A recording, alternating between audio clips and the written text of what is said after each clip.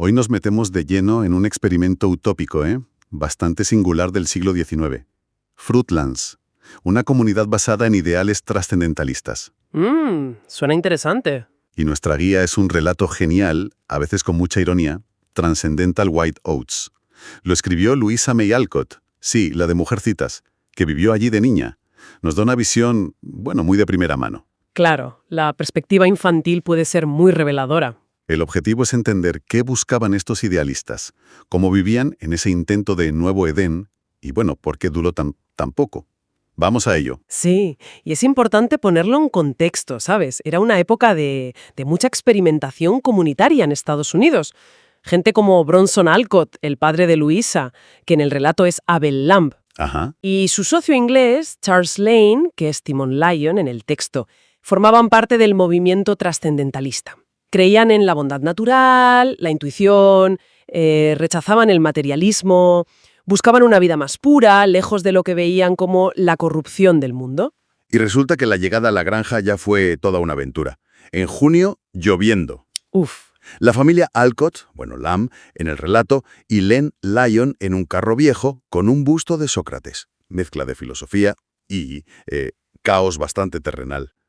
Luisa cuenta que ella y sus hermanas, chapoteaban felices en el barro. Mucho idealismo ahí, sí. Esperanza pura frente a una realidad complicada desde el minuto 1.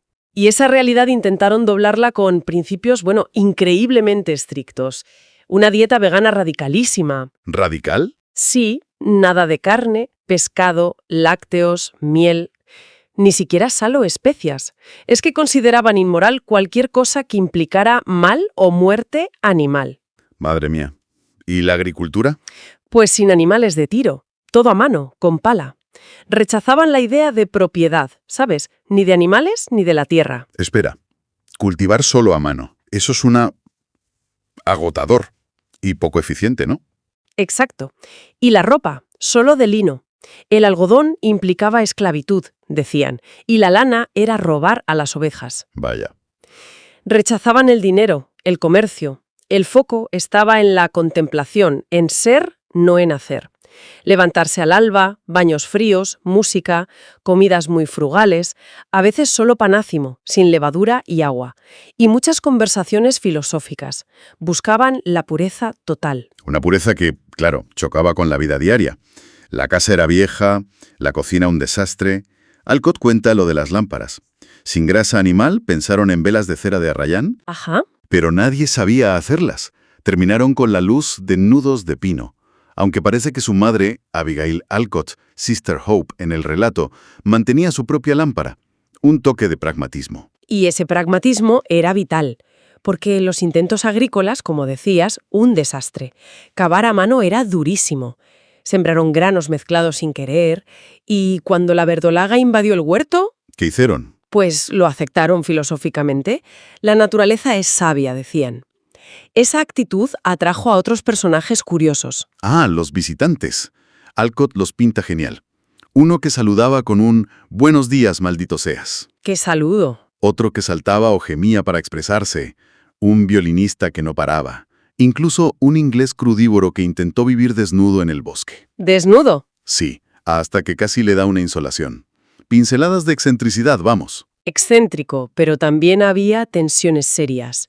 El choque principal era entre el idealismo de los hombres, sobre todo Timon Lyon, Len, que era el inversor principal y muy rígido. Ya. Y el sentido práctico de Sister Hope, Abigail Alcott.